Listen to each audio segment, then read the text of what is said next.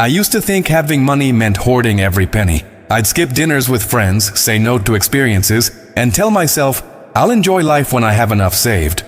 But here's what nobody tells you about money. You can't take it with you, and you can't buy back time. Last year, I watched my mentor pass away with over $2 million in the bank and a bucket list he never started.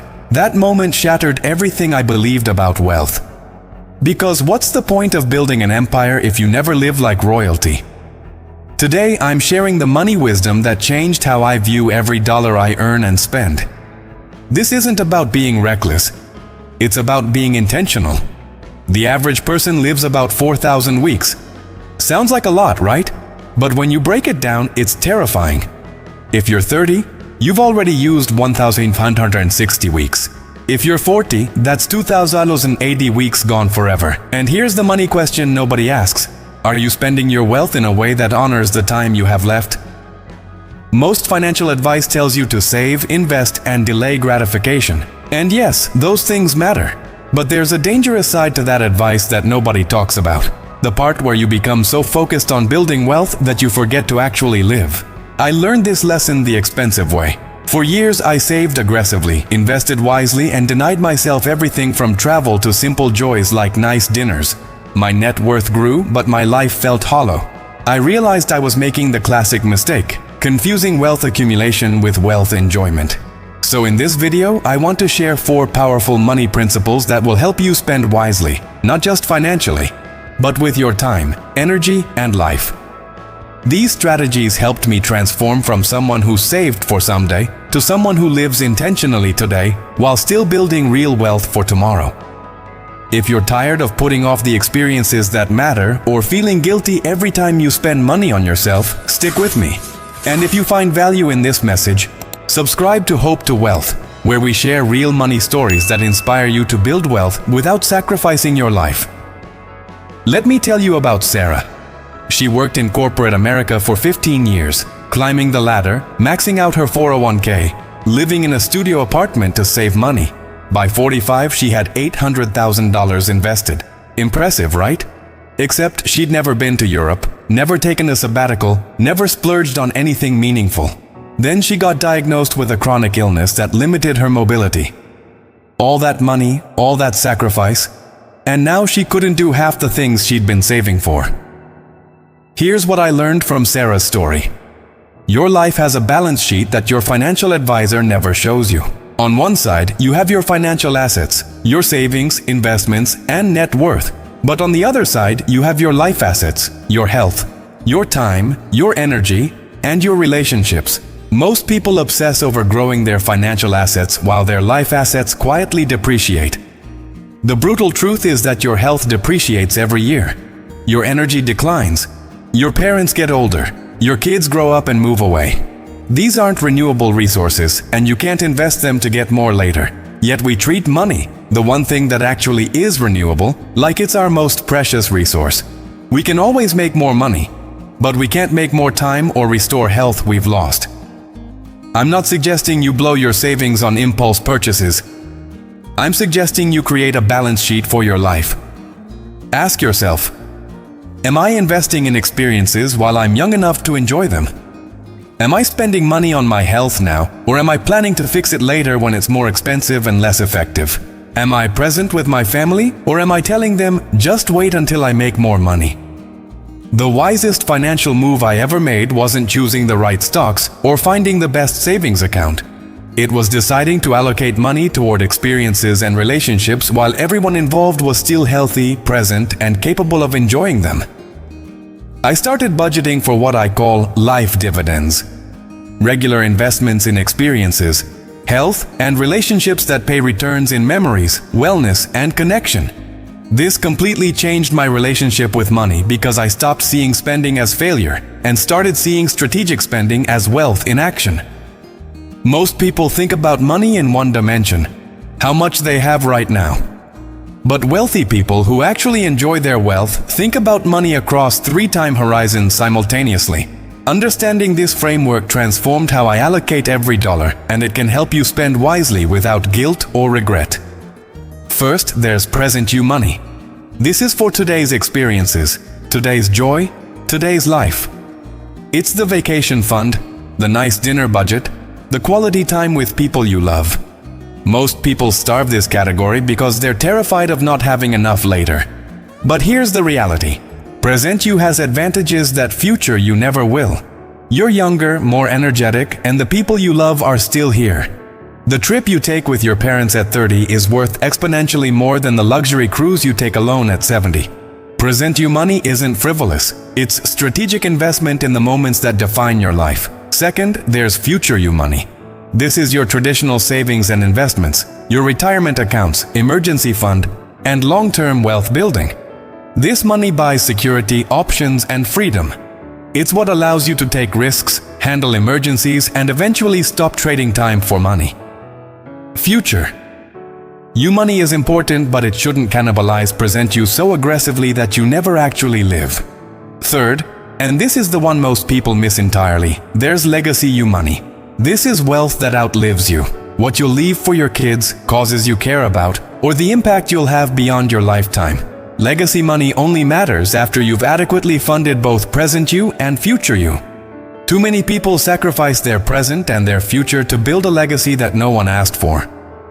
Your kids don't need a massive inheritance if it means you were never present for their childhood. The magic happens when you fund all three intentionally. I allocate my income this way: 50% to present me, living expenses plus experiences, 30% to future me, investments and savings, and 20% to legacy me, long-term wealth and giving. These percentages shift based on your age and circumstances, but the principle remains. All three matter, and neglecting any one creates regret. When you look at spending through these three lenses, decisions become clearer. That $5,000 family trip? Present you investment with returns. Future you will cherish. That $5,000 handbag just to flex on Instagram? Probably not serving any of your three selves. The question isn't, can I afford this? It's, which version of me am I investing in, and is that intentional? There's a hospice nurse named Bronnie Ware who interviewed thousands of dying patients about their biggest regrets. You know what never made the list? I wish I had saved more money. I wish I had worked more hours. I wish I had bought a bigger house. The real regrets were about unused time, unsaid words, and unlived dreams. Yet most of us structure our entire financial lives around avoiding these phantom fears while creating real regrets. I started doing what I call a deathbed audit every quarter. It sounds morbid, but it's the most clarifying financial exercise I've ever done. I imagine myself at 85, looking back at this exact moment in my life. Then I ask, what would old me wish I had done with my money right now? The answers are never about being more frugal or taking fewer risks. They're always about being bolder with experiences and more generous with people I love. The deathbed audit revealed something shocking. I was making financial decisions based on fears that weren't even my own. I was saving obsessively because that's what my parents taught me during the recession. I was avoiding spending on travel because society says you should be responsible. But my 85-year-old self, she didn't care about any of that. She just wanted me to take the trip, have the conversation, make the memory. This isn't permission to be financially reckless. It's an invitation to examine whether your spending aligns with your actual values or just your inherited fears. One couple I know was saving every penny for retirement. Living in a tiny apartment, driving a 20-year-old car. When I asked them to do the deathbed audit, they realized they were sacrificing their 30s, the decade when they're healthy, childless, and free, to fund a retirement that might never come. They recalibrated, started traveling twice a year, and still saved 20% of their income. That's wisdom. The most expensive financial mistake isn't overspending, it's underliving. It's reaching the end with resources you never deployed and experiences you never had. Your money has an expiration date. The day you die. Every dollar you leave unspent is a dollar that never fulfilled its purpose of creating value in your life. So do your own deathbed audit. Imagine your oldest self looking back at how you're spending your money today. What would they thank you for? What would they shake their head at? Then adjust your budget accordingly. Because the goal isn't to die with the most money, it's to live with the fullest life. Here's the paradox that most financial advice misses. You can build significant wealth without living like you're broke.